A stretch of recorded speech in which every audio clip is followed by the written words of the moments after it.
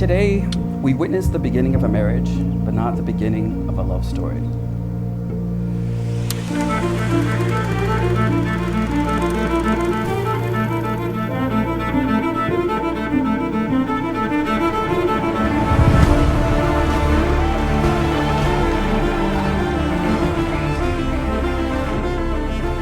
Today, Lauren and Wills stand before you and before God so that you and he may witness that transition from love as something that they experience, something that happens to them, or something that they receive, into a version of love that first and foremost is about giving.